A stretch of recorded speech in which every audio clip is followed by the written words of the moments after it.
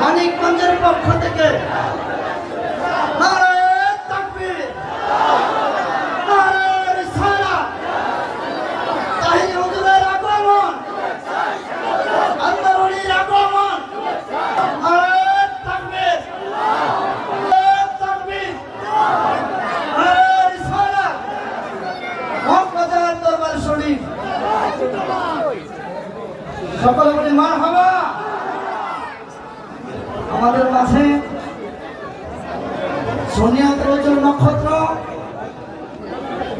সকলে হৃদয়ের স্পন্দন, জনগণ